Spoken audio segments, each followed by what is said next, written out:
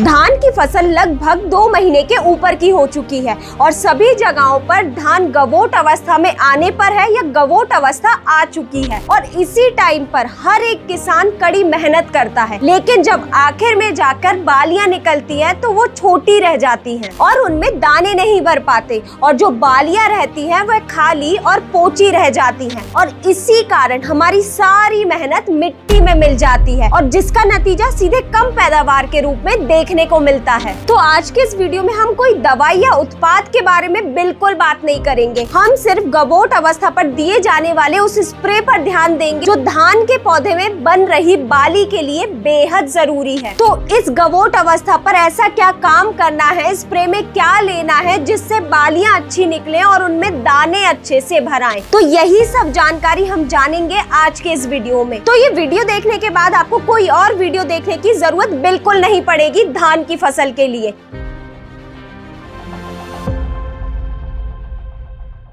नमस्कार किसान भाइयों, स्वागत है आपका कात्यायनी ऑर्गेनिक्स के YouTube चैनल में। तो बिना देरी करे वीडियो को शुरू करते हैं। तो किसान भाइयों, धान की फसल में गवोट अवस्था ये वो समय होता है धान की फसल का जब पौधे में जितने कल्ले आने रहते हैं वो आ जाते हैं, लेकिन सिर्फ कल्ले आना काफी नहीं होता है, कल्ले और तने का मजबूत होना भी ठीक उतना ही जरूरी होता है धान की अच्छी पैदावार के लिए। और अगर ये चीज हो गई तो समझ लीजिए आपने 2 फीट लंबी बाली लाने की जंग पहले ही जीत ली है। क्योंकि याद रखिए, हम कभी भी एक कमजोर और बीमार पौधे से अच्छी बालियां लाने की उम्मीद बिल्कुल नहीं कर सकते हैं। तो चलिए बात करते हैं उस महत्वपूर्ण अवस्था की जो तय करती है हमारी पूरी मेहनत का फल। वही है धान की फसल में ये गवोट अवस्था। इसे गोभ अवस्था भी कहते हैं क्योंकि इस समय धान के पौधे के तने के अंदर बाली बनना शुरू हो जाती है। आमतौर पर ये अवस्था धान की रुपाई या फिर बुआई के 55 से 60 दिनों बाद आती है, लेकिन अगेती धान की किस्मों में यह अवस्था जल्दी देखने को भी मिलती है। इस अवस्था की पहचान करने का सबसे आसान तरीका यह है कि जब आप धान के तने को छूकर देखेंगे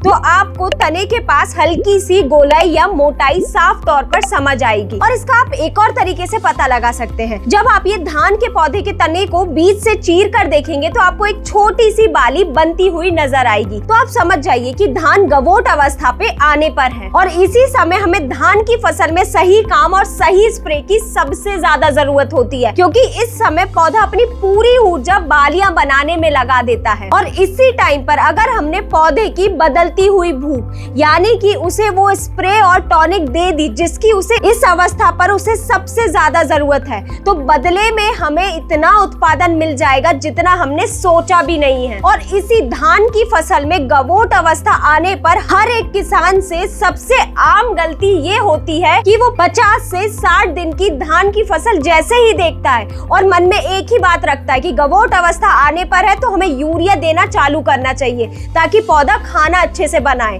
और अच्छा हरापन आएगा। लेकिन यही हो जाती है सबसे बड़ी गलती। पौधे को इस समय पर यूरिया की बिल्कुल भी जरूरत नहीं होती है, क्योंकि अगर हमने इस समय पर पौधे को यूरिया दी तो पौधा अपनी पूरी ऊर्जा बाली बनाने में तो नहीं, अपनी पूरे वनस्पतिक विकास में लगा देगा, यानी कि पत्तियों का फुटाव और ज्यादा होने लग जाएगा और इसका सीधा असर पड़ेगा पौधे के तने पर। पौधे का तना पूरी तरह कमजोर हो जाएगा, जिस वजह से अगर थोड़ा भी हवा का झोंका आया और पौधा नीचे गिर जाएगा। तेज हवा तो बहुत दूर की बात है, अगर इस समय पर आपने हल्की सी तेज सिंचाई भी दे दी तो भी पौधा तना कमजोर होने की वजह से जमीन पर ही गिर जाएगा। और इस समय पर 90% किसान यही गलती करके इस समस्या से जूझ रहे हैं। इसके अलावा एक सबसे बड़ी दिक्कत यूरिया देने में ये आती है कि इस समय पर यूरिया देने से फसल में फफूंद जनित रोगों का आक्रमण भी और तेजी से बढ़ जाता है और धान की फसल में गर्दन तोड़ झुलसा रोग जैसी समस्या सबसे ज्यादा देखने को मिलती है। तो इस समय हमें कोशिश ये करनी चाहिए कि जो भी हमें यूरिया देना है वो हम 40 से 45 दिन के अंदर ही दे दे दूसरी खाद के रूप में। अब सबसे बड़ा सवाल उठता है कि इस गवोट अवस्था पर कौन सा स्प्रे करें, स्प्रे में क्या लें। तो इस धान की गवोट अवस्था के लिए एक स्पेशल कॉम्बो तैयार किया गया है इस 2025 में, वही है धान धान बाली विकास कॉम्बो, जो कि धान की फसल के लिए बहुत ही प्रभावी होने के साथ साथ बेहद किफायती भी है। तो इस कॉम्बो का सबसे पहला उत्पाद है NPK 05234। जैसा कि किसान भाइयों, गवोट अवस्था पर धान को दो पोषक तत्वों की सबसे ज्यादा जरूरत होती है। पहला है फास्फोरस और दूसरा है पोटाश। और ये दोनों पोषक तत्वों की पूर्ति करने के लिए अगर कोई सबसे बेहतरीन खाद है तो वही है NPK 05234, जिसमें 52% फास्फोरस और 34% पोटाश होता है। सबसे पहले बात करें इस NPK में मौजूद फास्फोरस की। ये बालियां आने के बाद भी पौधे की जड़ वृद्धि में मदद करता है, जिससे पौधे की जड़ों का फैलाव जमीन के अंदर अच्छे से हो पाता है और इसी कारण दूर पड़े पोषक तत्व भी जड़ें अच्छी तरह से ले पाती हैं। और जिसका सीधा फायदा पौधे की झंडा पत्ती में देखने को मिलता है, जिससे झंडा पत्ती की चौड़ाई और ज्यादा बढ़ती है। और ये झंडा पत्ती की चौड़ाई जितनी ज्यादा होगी, पौधे में उतनी अच्छी बालियां बनेगी। मतलब कि ये झंडा पत्ती का सीधा असर होता है पौधे की बालियां बनने पर। अगर झंडा पत्ती को पोषक तत्व जितने अच्छे से मिल पाएगा, बालियां पौधे के अंदर उतने अच्छे से बन पाएंगी। और वहीं दूसरी ओर फास्फोरस देने का दूसरा सबसे बड़ा फायदा ये होता है, जिसके बारे में हम पहले भी चर्चा कर चुके हैं, ये पौधे की जड़ वृद्धि में मदद करता है। अगर इस टाइम पर पौधे की जड़ वृद्धि अच्छे से होगी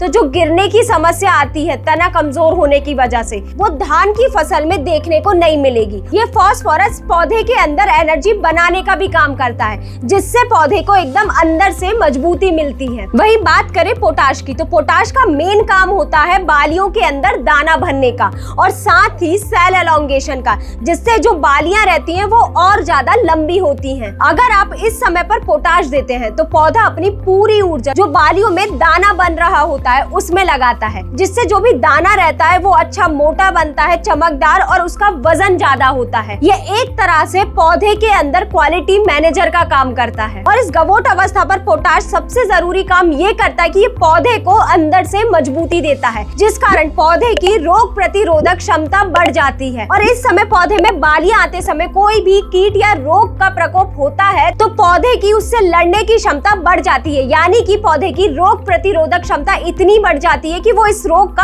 आसानी से सामना कर सकता है। और जब धान की गवोट अवस्था पर कोई कीट या रोग नहीं आएगा तो धान की पैदावार यकीनन बढ़ेगी ही, और साथ ही साथ ये धान की फसल को तनाव से भी बचाता है। और वही बात करें NPK 05234 के डोज की, तो आप इसे 750 ग्राम प्रति एकड़ के हिसाब से स्प्रे के रूप में उपयोग में लें। इसके अलावा किसान भाइयों, इस गवोट अवस्था पर पौधे को एक और जरूरी पोषक तत्व की जरूरत पड़ती है, जो कि अक्सर किसान इस समय पर देना भूल जाता है, वही है बोरोन। इसका सबसे बड़ा काम होता है पॉलिनेशन का, यानी कि परागण प्रक्रिया का। ये पौधे के अंदर पॉलिनेशन प्रक्रिया को बढ़ा देता है, जिस वजह से जो बालियां बन रही रहती है पौधे के अंदर वो अच्छे से बन पाती है और हर एक बाली में दाना अच्छी तरह भरता है, एक भी बाली खाली नहीं रहती। इसके अलावा बोरोन का एक और सबसे जरूरी काम होता है शुगर ट्रांसफर का, यानी कि जो पत्तियों द्वारा खाना बनता है उसे ये सीधे बालियों तक पहुंचाता है, जिस वजह से बालियों का विकास अच्छे से हो पाता है और बालियों के अंदर दाना अच्छे से भर पाता है। और इसी टाइम पर हमेशा किसान की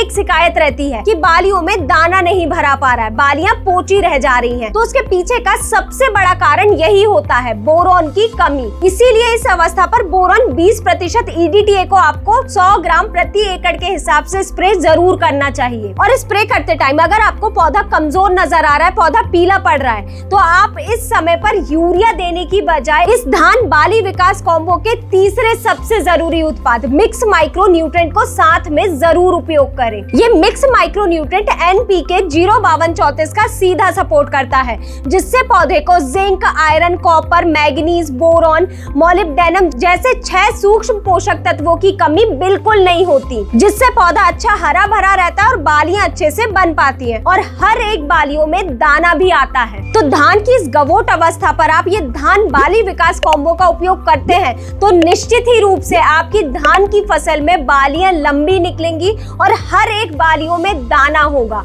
और जो क्वालिटी है वो भी अच्छी होगी और पैदावार तो आप खुद बोलेंगे रिजल्ट देख के। तो ये थी जानकारी कि धान की गवोट अवस्था पर हमें क्या स्प्रे करना चाहिए और किन किन बातों का ध्यान रखना है। अगर आप तक हर एक फसल की हर एक जानकारी समय पर पहुंचे तो नीचे डिस्क्रिप्शन में दी गई व्हाट्सएप चैनल की लिंक पे क्लिक करके आप हमारे व्हाट्सएप चैनल पर जुड़ सकते हैं। अगर आपको ये वीडियो अच्छी लगी तो लाइक करें और चैनल को सब्सक्राइब करना ना भूलें। धन्यवाद।